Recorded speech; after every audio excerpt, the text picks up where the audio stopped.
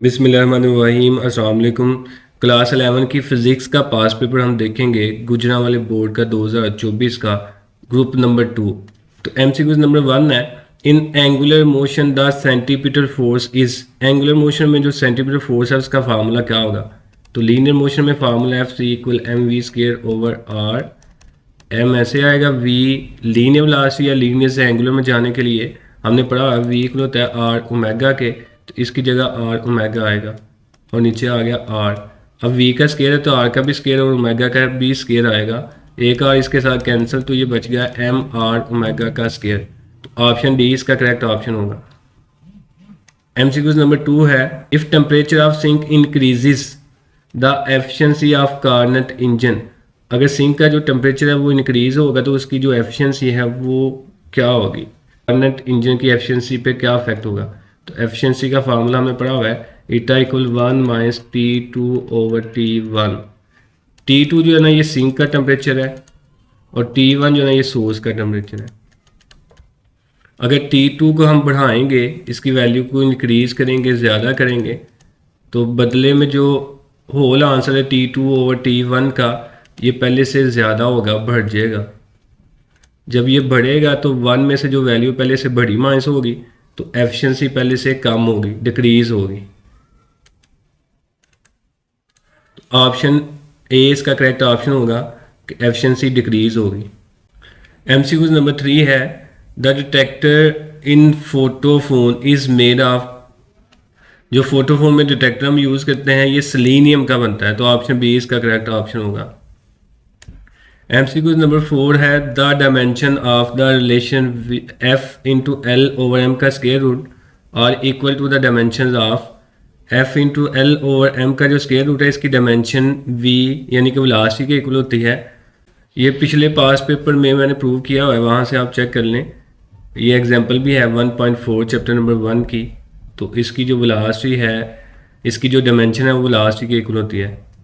MCQs number 5 है, dot product of force and velocity is. Velocity और force का जो डॉट प्रोडक्ट है वो पावर के इक्वल होता है, पी इक्वल होता है एफ डॉट वी के। तो ऑप्शन सी इसका करेक्ट ऑप्शन होगा। एमसीक्यूज नंबर 6 है, इन reversible process the entropy of a system. Reversible process में इंट्रोपी जो है ना वो कांस्टेंट रहती है, तो ऑप्शन सी इसका करेक्ट ऑप्शन है, रिमेन्स कांस्टेंट। एमसीक्यूज नंबर 7 है, Newton rings are form due to. Newton ring जो है ना ये इंटरफेरेंस की वजह से बनती है, तो ऑप्शन डी इसका करेक्ट ऑप्शन होगा। एमसीक्यूज नंबर 8 है, the maximum drag force on falling sphere is 9.8 Newton, इस वेट इज। एक फॉलिंग स्फीयर है, एक स्फीयर ऊपर से नीचे आ रहा है, तो इसका जो उसने मैक्सिमम ड्रैग फोर्स दी हुई है वो है 9.8 न्यूटन। तो इसका वेट हमने बताना कितना है। तो टर्मिनल वेलोसिटी के केस में ड्रैग फोर्स और वेट दोनों इक्वल हो जाते हैं। ड्रैग फोर्स अगर 9.8 है तो इसका वेट भी 9.8 न्यूटन ही होगा, तो ऑप्शन ए इसका करेक्ट ऑप्शन होगा। एमसीक्यूज नंबर 9 है, distance covered by a body in one vibration is 20 centimetre, the amplitude of vibration will be. इसका जो एम्पलीट्यूड है वो आपने फाइंड करना है। तो बेसिकली कुछ इस तरह का सिंपल हार्मोनिक मोशन होती है। ये एक हमारे पास सिंपल पेंडुलम है, ये उसकी मीन पोजीशन है और ये उसकी एक्सट्रीम है। वो बेसिकली मीन से स्टार्ट होकर यहाँ पे एक्सट्रीम पे जाती है, तो इसको हम एम्पलीट्यूड का नाम देते हैं। फिर एक्सट्रीम से मीन, फिर एक और एम्पलीट्यूड, फिर इस मीन से इस एक्सट्रीम तक जाएगी, फिर एक और एम्पलीट्यूड, दोबारा फिर एक्सट्रीम से फिर मीन पे आएगी तो फिर एक और एम्पलीट्यूड। तो एक वाइब्रेशन में टोटल 4 एम्पलीट्यूड आती हैं, यानी कि 4 एम्पलीट्यूड आएंगी। अब कहते हैं एक वाइब्रेशन में जो डिस्टेंस है वो 20 सेंटीमीटर है, आपने एक एम्पलीट्यूड निकालना है, तो 4 उधर जाके डिवाइड हो जाएगा। अगर 4 को डिवाइड करें तो इसका आंसर आता है 5 सेंटीमीटर। तो ऑप्शन ए इसका करेक्ट ऑप्शन होगा। एमसीक्यूज नंबर 10 है, torque is the rotational analogous of. Torque जो है ना ये किसके साथ एनालॉग करता है? इसकी मुशाबत जो है ना वो रोटेशनल फोर्स के साथ होती है। ऑप्शन सी इसका करेक्ट ऑप्शन है। लीनियर फोर्स को हम एफ कहते हैं और रोटेशनल फोर्स को हम टॉर्क कहते हैं। एमसीक्यूज नंबर 11 है, in which quadrant vector 3i-5j lies. तो ये किस क्वाड्रेंट में आएंगे? तो क्वाड्रेंट हमने पीछे भी डिस्कस किए हुए हैं कि इसमें x की वैल्यू भी पॉजिटिव होती है, y की भी पॉजिटिव होती है। इसमें x की वैल्यू नेगेटिव और y की पॉजिटिव, इसमें x की वैल्यू भी नेगेटिव और y की वैल्यू भी नेगेटिव होती है। इसमें x की वैल्यू पॉजिटिव और y की वैल्यू नेगेटिव होती है। अब ये जो उसने वैल्यू दी हुई है 3i-2j, तो आई एक्स वाली वैल्यू ये पॉजिटिव है और जे जो है ना ये वाई वाली वैल्यू है ये नेगेटिव है। तो वाई की वैल्यू नेगेटिव हो और एक्स की वैल्यू पॉजिटिव हो, वो क्वाड्रेंट आपने फाइंड करना है। तो वो क्वाड्रेंट 4 वाला बनता है, ये वाला। तो ऑप्शन डी इसका करेक्ट ऑप्शन होगा। MCQ नंबर 12 है, a fighter plane is chasing another plane when it opens fire its speed. तो एक फाइटर प्लेन है और वो किसी और प्लेन को जो ना चेज कर रहा है, यानी कि उसका पीछा कर रहा है, तो वो जो है ना वो फायर करता है। अगर वो फायर करेगा तो उसकी स्पीड पहले से कम होगी या ज़्यादा होगी। अब according to Newton third law conservation of momentum, अगर वो फायर करेगा तो पीछे को प्लेन जो है ना वो उसको एक झटका लगेगा पीछे को, जिसकी वजह से उसकी स्पीड पहले से कम होगी। तो ऑप्शन बी इसका करेक्ट ऑप्शन होगा, डिक्रीज। MCQ नंबर 13 है, 2 रेवोल्यूशन आर इक्वल टू।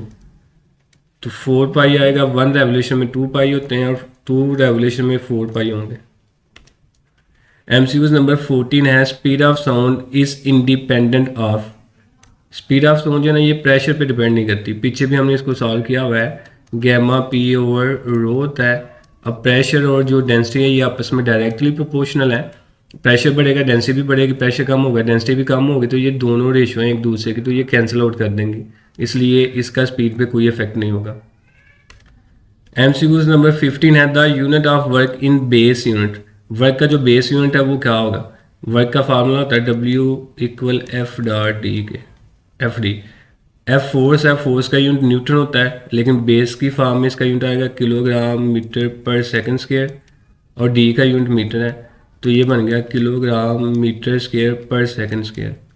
तो ऑप्शन बी जो है ना इसका करेक्ट ऑप्शन होगा, किलोग्राम मीटर स्क्वायर पर सेकंड स्क्वायर।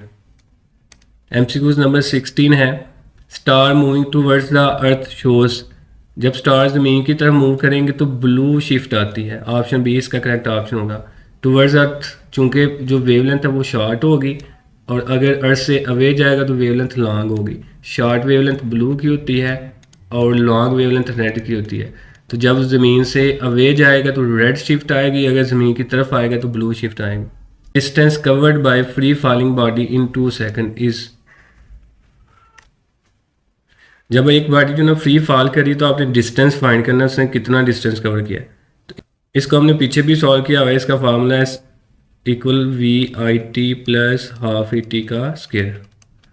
अब चूंकि शुरू में बॉडी जो ना वो रेस्ट पे होगी, ऊपर से नीचे आएगी तो इसकी वेलोसिटी 0 होगी शुरू में, तो ये सारा 0 बन जाएगा, प्लस हाफ ऐसे ही।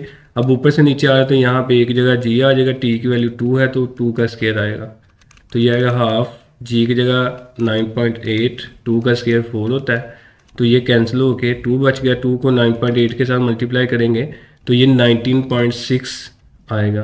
तो ऑप्शन बी इसका करेक्ट ऑप्शन होगा।